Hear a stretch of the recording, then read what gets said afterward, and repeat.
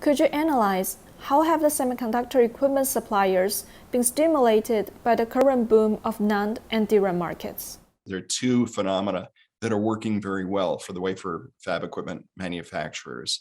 And that is that we have this boom going on. And the boom for memories is mostly driven by the build out of the internet, that's to support work from home and education from home and home-based entertainment, video games. And there has had to be an awful lot of growth of the major data centers in the world. So they have been buying an awful lot of NAND, flash, and DRAM, and that's worked well for those companies. But also, we've got China's initiative to become an important memory manufacturer. And this is part of the Made in China 2025 program. And that seems like it's not moving ahead quite as quickly as was originally hoped. But still, there are orders for equipment that are also helping the equipment manufacturers to sell their products. You mentioned in the blog that YMTC might have trouble getting enough logic wafers for its 2021 plan. Could you share more observations on China's memory industry? There are two parts of the memory business in China. One is NAND flash. And as I said before, that's a faster growing revenue business. And so that's something that's going to be a bigger part, I think, of China's eventually getting into the memory business.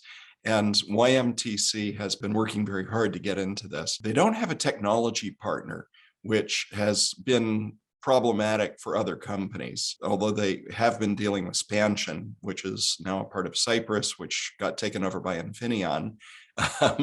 But they were using them, but Spansion is not a NAND flash manufacturer. And I think that that's something that has kind of slowed YMTC's progress. The company is manufacturing 64-layer NAND flash using a very unique process that puts together two wafers, one on top of the other. It makes a smaller part, but since it takes two wafers, it's generally thought that that's a more expensive process than others. And it also requires an awful lot more fab capacity than I think would be required using a more conventional approach. But still, YMTC is in a very good position. Once they overcome some of the problems that they're working against, I think that they could be a very large and very important manufacturer. For DRAM, we've seen businesses that have, gotten into the business in a very small way, and then other businesses that have not really gotten in. And the businesses that have gotten in have been CXMT and UniIC. Both of these are companies that make older DRAM products, which are used in consumer products. That's a relatively small market, but it's a start. And those companies could grow their participation in the DRAM market over time. It's kind of a slow path, but it's something that they could do. What's interesting is that I see these other countries, the United States, Europe mostly, trying very hard to become an important element of their own supply of semiconductors. But it seems like they're not worried too much about the other parts of the supply chain. And so, yes, Foxconn did have a plant that they were going to put up in Wisconsin, I believe. That seems like that's stalled. But other than that, I don't know of any assembly plant that is planned for the United States.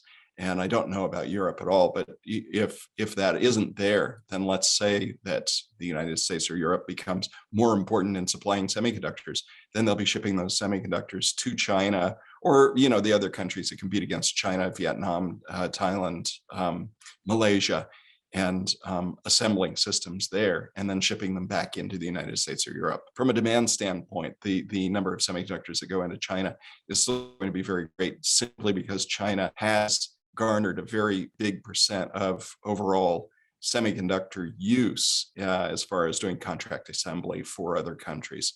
As far as production goes, we are still in the very early stages of DRAM and NAND flash production, so I'm not expecting for that to go very far.